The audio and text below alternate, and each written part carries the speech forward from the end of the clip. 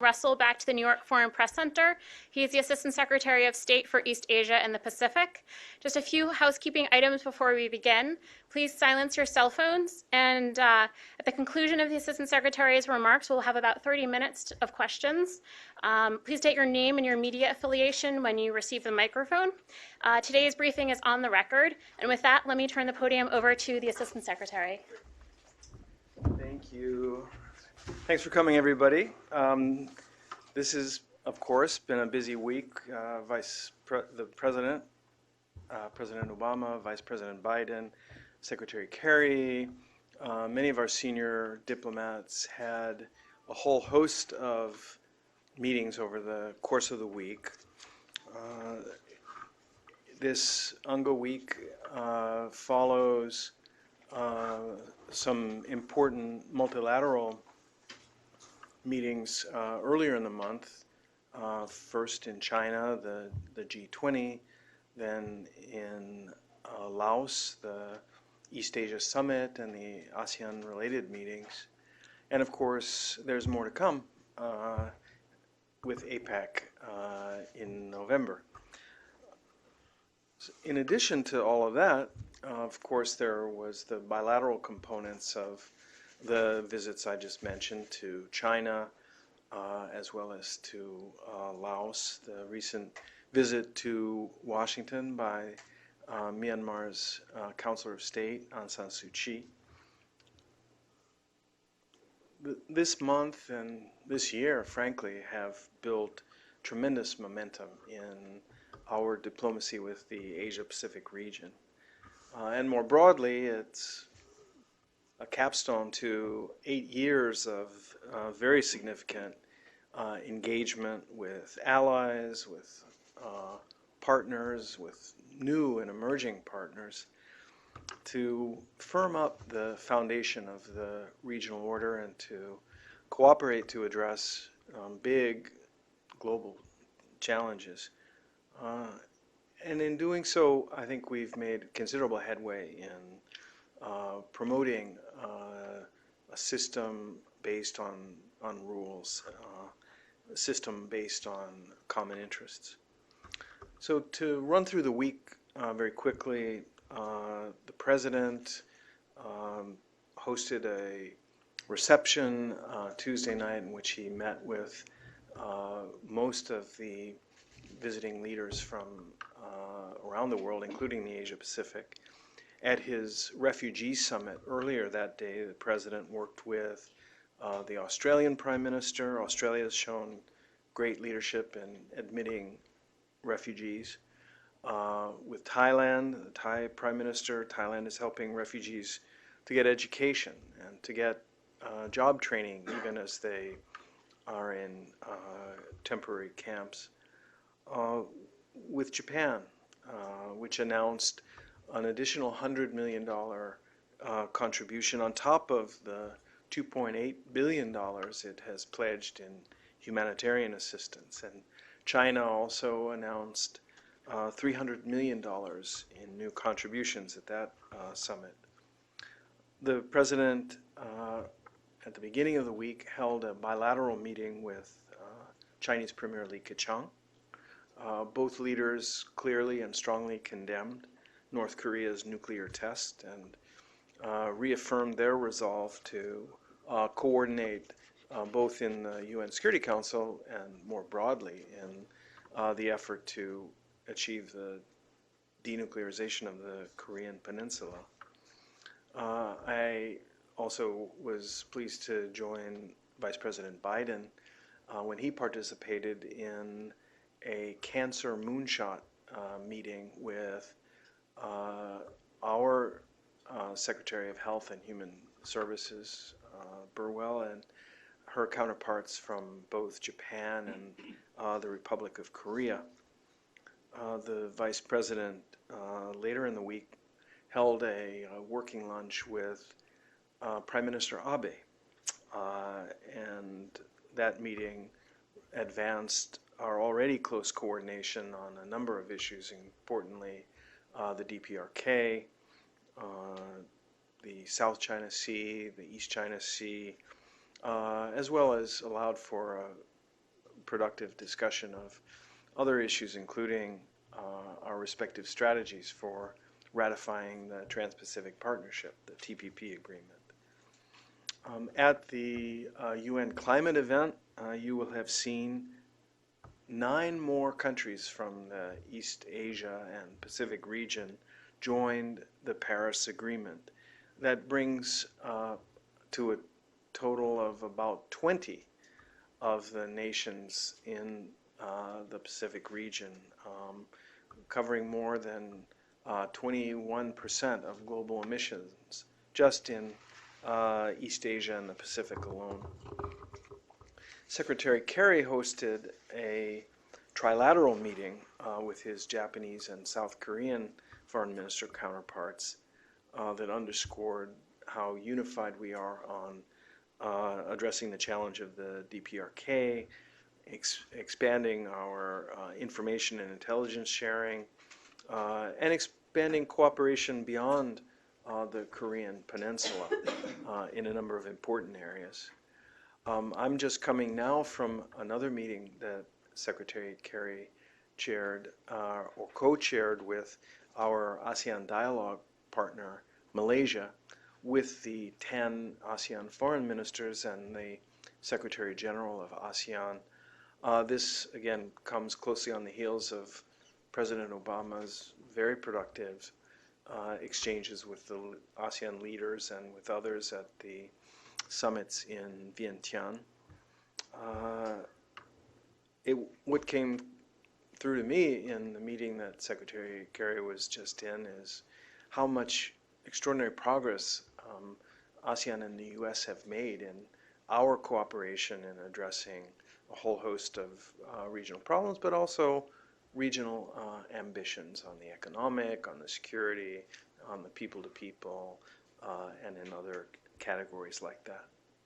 So in addition to the good work with the Asia Pacific by President Obama, Vice President Biden, and Secretary Kerry, my colleagues, Deputy Secretary Blinken, Undersecretary Tom Shannon, myself and others held trilateral meetings, bilateral meetings, pull-aside conversations with top officials, in most cases foreign ministers, but in other cases with prime ministers or with permanent secretaries of Indonesia, of Laos, Singapore, Mongolia, Cambodia, Vietnam, Myanmar, Fiji, Marshall Islands, Vanuatu, Thailand, Brunei, Papua New Guinea, and others. This morning at the Asia Society, at an event hosted by Kevin Rudd, I had the honor of sharing the stage with the Prime Minister of Timor-Leste, as well as with Foreign Minister Salamsai of Laos and Albert Juan, the second PermSec of Singapore and Foreign Ministry. You can hunt that down on YouTube if you didn't see it already. The bottom line here is this, that I think that the return is showing on the investment that the Obama administration has made through years of diplomatic spade work across the entire Asia-Pacific region.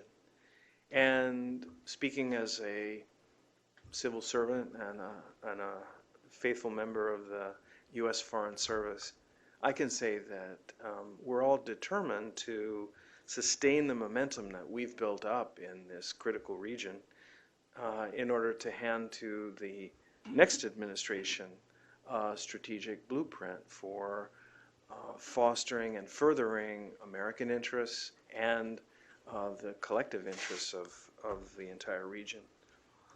You heard, I'm sure, in his final address to the UN General Assembly, President Obama calling for a steady embrace of global integration that doesn't come at the expense of any country, any people, or any religion, any ethnic group.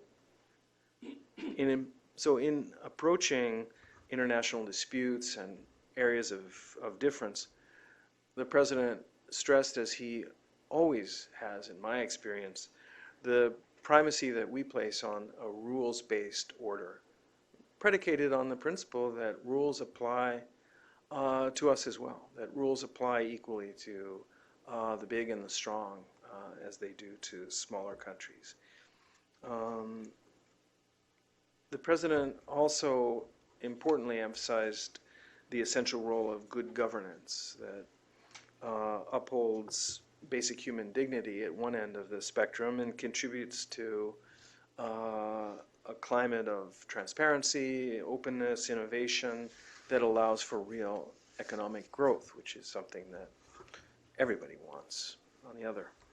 And I think that combination of good governance and respect for rules is continuing to prove critically important in addressing the many challenges that were discussed in the meetings that I've described, the threat posed by North Korea, the challenge and the risk of instability driven by maritime and territorial disputes in the South China Sea, the threat from ISIL, from violent extremism, from intolerance, and from religious frictions.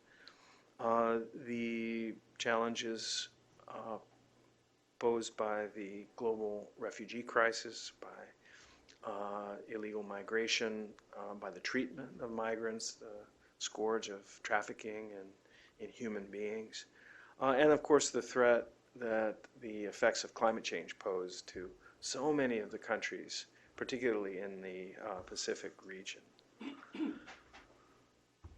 We shed a bright light, I think, on that latter problem in Washington last week, where the President hosted Our Ocean Conference, and we're pleased that Indonesia has agreed to take up the mantle 2 years out for the 5th session. This is part of the work we're engaged on to sustain the lifestyle and the interests of all the countries in the Asia-Pacific region, whose economies and, frankly, whose lives, in many cases, depend on definitive global action to combat climate change and rising sea levels.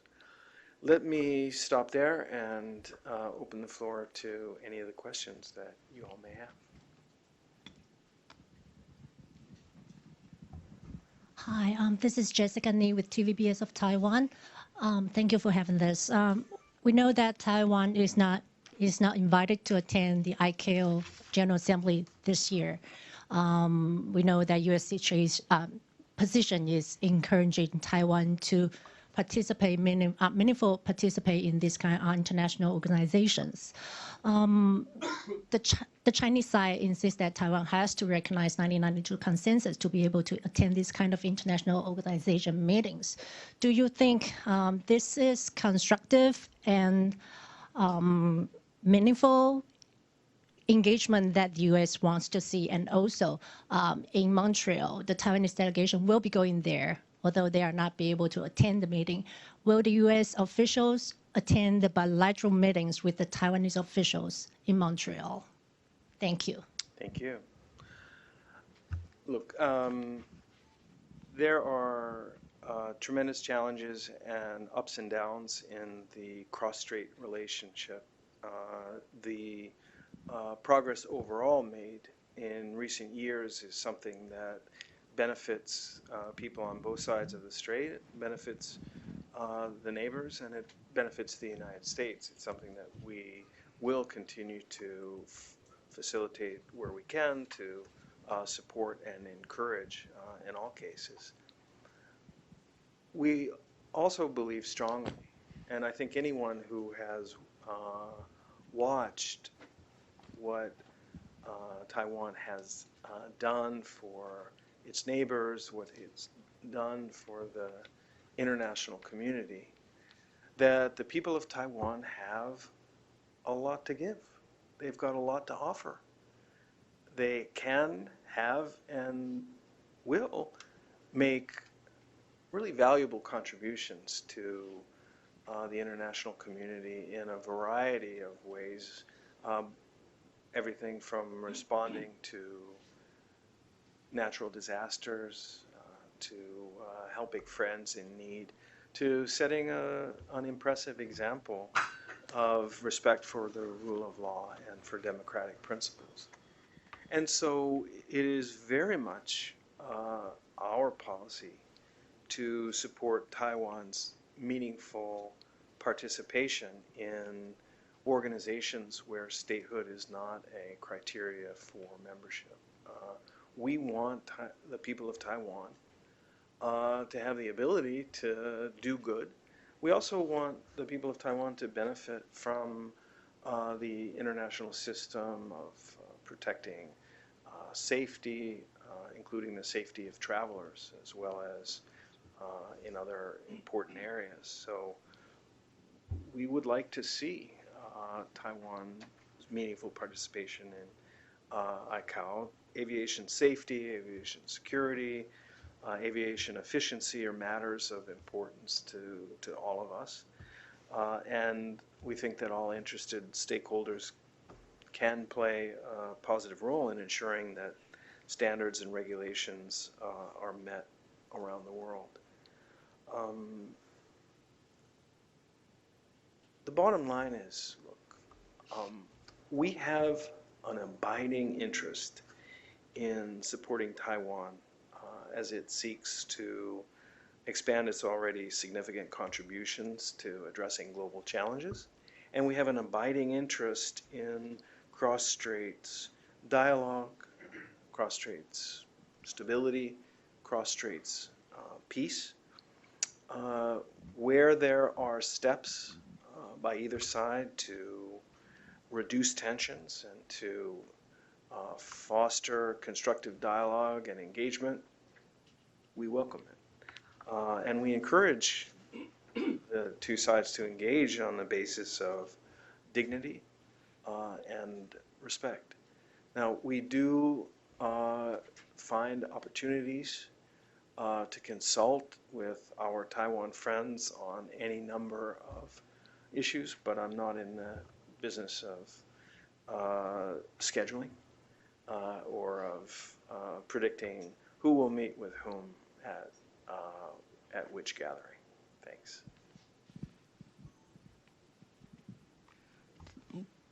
My name is Manik Mehta.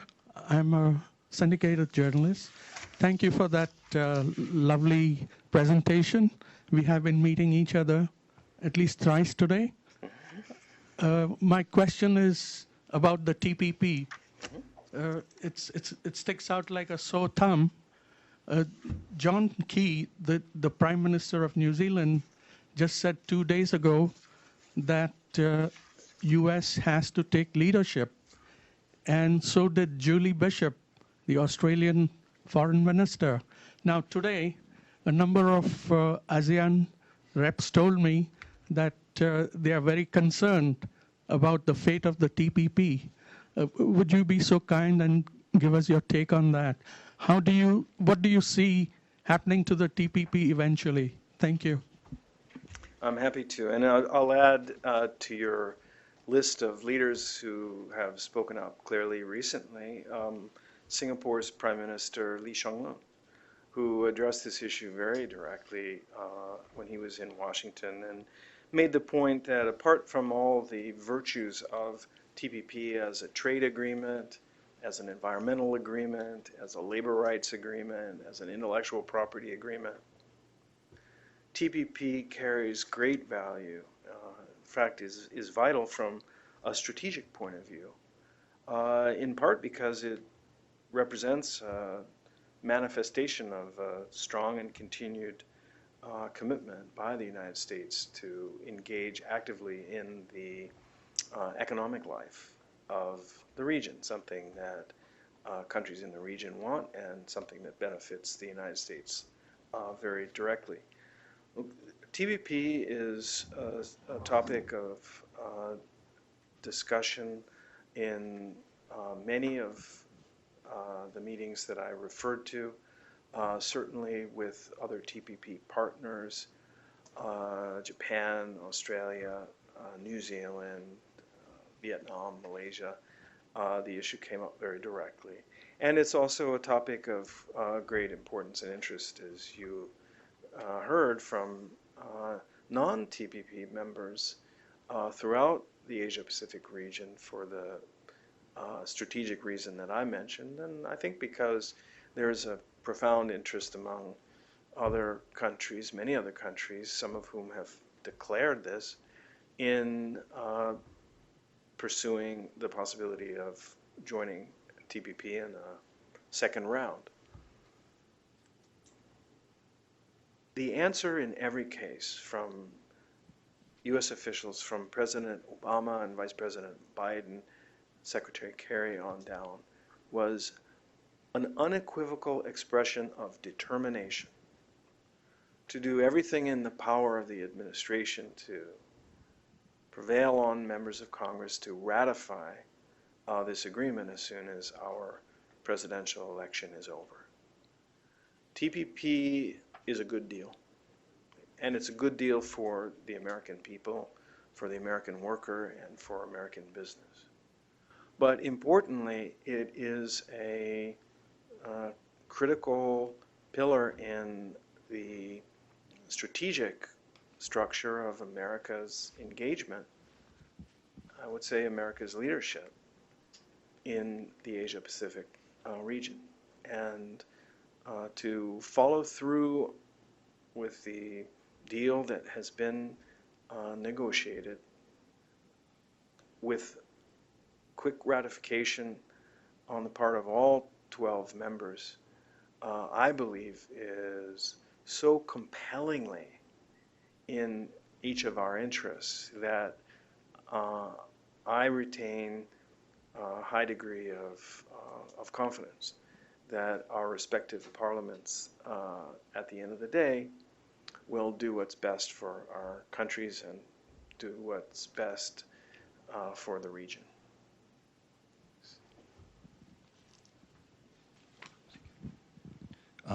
I'm Japan's Kyodo News. South Korea's foreign minister yesterday said North Korea's United Nations membership must be reconsidered. How U.S. react to this proposal? Can it be one of the sanctions on DPRK?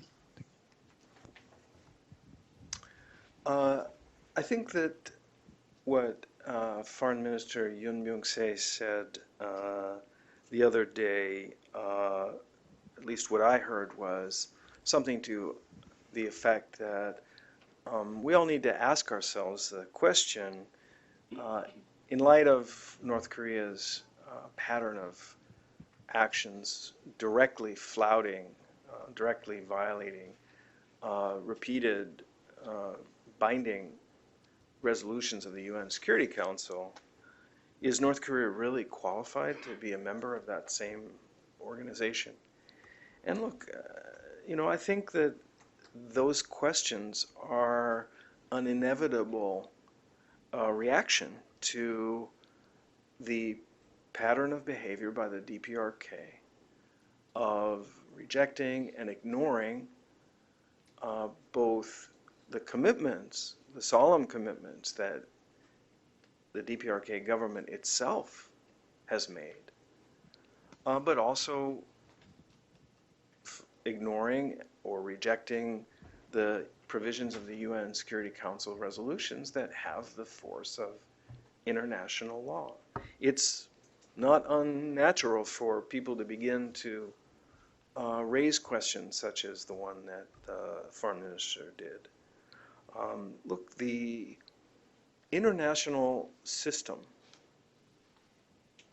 is being exploited by the DPRK for the purpose of furthering its proliferation and other illegal activities, for the purpose of pursuing an illegal nuclear and missile program that threatens both its neighbors and regional peace and security.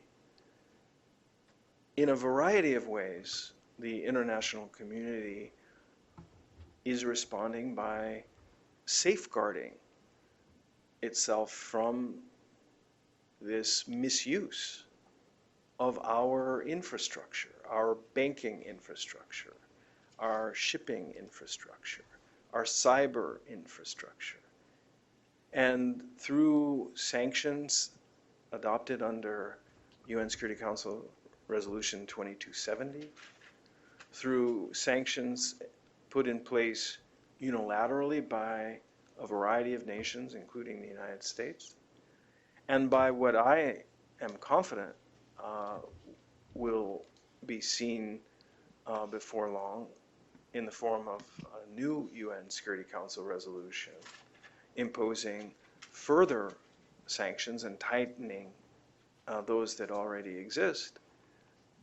I believe that the international community is properly providing the DPRK with a clear answer. North Korea will not be accepted as a nuclear weapon state. North Korea cannot continue down a path of threats, and defiance, and violation, and hope to be able to enjoy with impunity the benefits that the international system accords members of the UN or responsible nations. There's a reason that country after country is imposing limits on the activities of North Korean companies and representatives. None of us want to see the people of North Korea pay a price for the bad decisions of its leaders. But none of us are willing to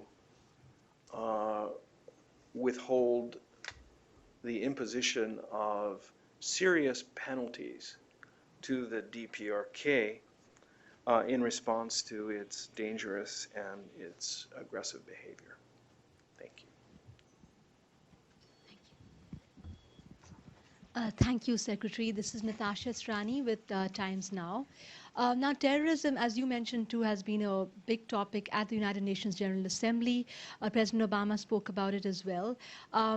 China has been called upon by Pakistan to take side with Pakistan over the conflict in Kashmir with India.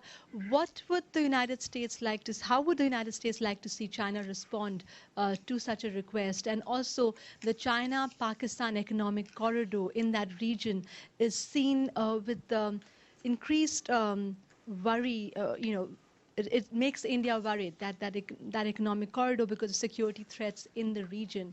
How does the United States also view those developments in that region with regards to China? Thank you. Well, you're taking me well beyond my area of expertise, my professional responsibilities, and my comfort zone, because neither India nor Pakistan fall into the area of my responsibilities at the Department of State. But the U.S. At various levels consults with China about the broader regional and global situation, including the developments in South Asia. We're looking always for areas in which the alignment of interests between Washington and Beijing might open the door to the kind of cooperation that could be helpful in some regional situations, in tamping down tensions, in fostering dialogue, in reducing risks, and in promoting lawful and constructive solutions to problems. I think Afghanistan is an example where the U.S. and China have, through a process of consultation, figured out ways in which each of us can take on some responsibilities and make some contributions that are complementary and mutually reinforcing. Now, each of us have very important, very open dialogues and relationships with India and with Pakistan, and I think we largely use those direct channels with the parties concerned to express our views and to offer our support for constructive engagement and peaceful resolution.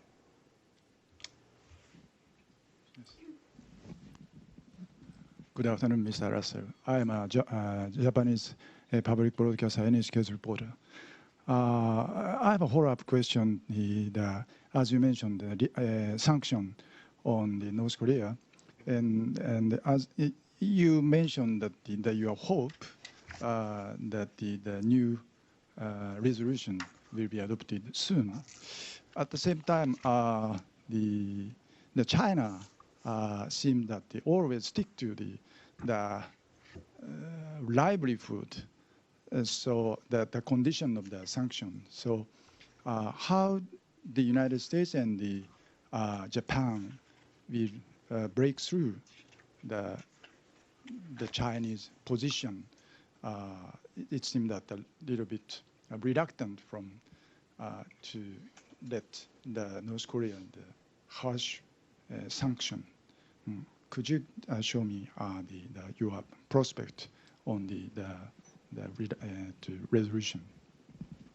Well, first of all, let me say that the United States has benefited from very, very close consultation and coordination with both Japan, the current president of the UN Security Council, and the Republic of Korea. And that set of bilateral and trilateral consultations has ensured that the three of us are entirely on the same page and on the same wavelength. There is and there has been in the past, a very legitimate concern and a serious set of discussions among council members and the Republic of Korea over the question of the impact that sanctions have on the people of the DPRK. Now, as long as they suffer under a government that is determined to withhold from them the resources that the nation possesses and to divert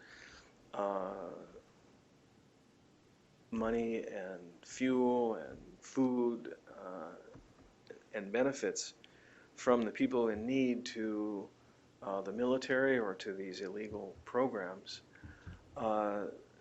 there is going to be suffering in North Korea that we can't prevent. But in designing the sanctions, we have worked to try to ensure that there are provisions in place that prevent an undue burden from falling on the innocent citizens of North Korea. Now, the humanitarian exception is an exception to look after the humanitarian interests of the people of North Korea, not of a third country.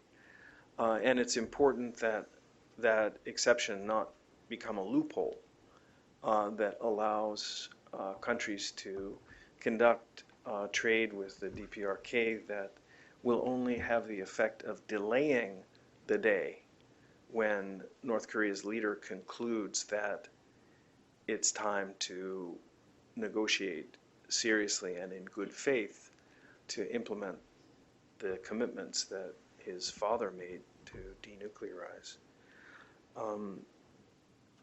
So the approach that we are taking is one that reflects the combined thinking of Japan, the Republic of Korea, and the United States. Our engagement with China is toward a common purpose, which is to close off avenues to North Korea through which it can generate revenue, it can finance or conduct proliferation activities, and to bring Kim Jong-un to the realization that not only will his strategy not result in the world accepting North Korea as a nuclear weapon state or turning a blind eye to his program and providing economic assistance and diplomatic engagement, but that the things that North Korea has traditionally said that it wants, the negotiations to replace the armistice with a peace arrangement of some kind, diplomatic recognition, respect from the international community, economic opportunities and assistance, investment. These are all things that are available to North Korea. These are all things that the United States, Japan, South Korea, Russia, China have agreed to in 2005 in the joint statement of the six-party talks. But they are available through the verifiable implementation of North Korea's commitment to a denuclearization process. They're available through authentic and credible negotiations. They are not available through threats and determined defiance of international law. This will be the last question. Okay. Thank you very much for the briefing. I have a question about one of the other measures that were imposed this morning or decided on this morning in the CTBT. As Secretary Kerry emphasized, it doesn't impose a legal prohibition on testing or compel any new reporting requirements. How does the administration feel about those issues that were originally in the drafts that the U.S. proposed were removed from the final product? And how do you think this resolution will change the U.S. effort or promote the U.S. effort to denuclearize North Korea? Thank you. I hate to disappoint you, but this isn't a question that I should be answering here. I think this is a question for Admiral Kirby or Mark Toner in the State Department. I wasn't part of the CTBT session this morning, and afraid I can't help you on that one. So maybe we could take one more question instead. Let's go to the gentleman in the back. Thank you, Secretary. My name is Tetsu Katayama from Japan's Jiji Press Wire Service. Follow-up question on UN sanction against the DPRK. Could you elaborate a little bit more about possible sanction measure? Of course, I understand it is not so easy for you to share the detail with us, but could we have a concept, a tip about a possible stronger sanction? Thank you. Well, yes and no. No in the sense that we're still in the relatively early stages of exploring where there will be an overlap of views among the members of the Security Council and, of course, the relevant party, South Korea, as to what sanctions measures are called for, feasible and appropriate in a new resolution. So I'm not going to be able to predict where we will land on that. But I think it's useful to think in terms of categories. And so as is evident from Resolution 2270 and previous sanctions, we will be looking to designate individuals and entities who are involved in or contribute to North Korea's illicit nuclear and missile programs. We will look for sanctions that interfere with North Korea's ability to proliferate or to profit from illegal activity. We will look for measures that we think will help safeguard the international community and the international infrastructure of banking and shipping and so on against criminal and dangerous activity by the DPRK. We will look for sanctions that impede progress by North Korea in further developing a nuclear weapon or a ballistic missile capability in contravention of the resolutions. And lastly, we will look for measures that will bring North Korea's leader not to his knees, but to his senses.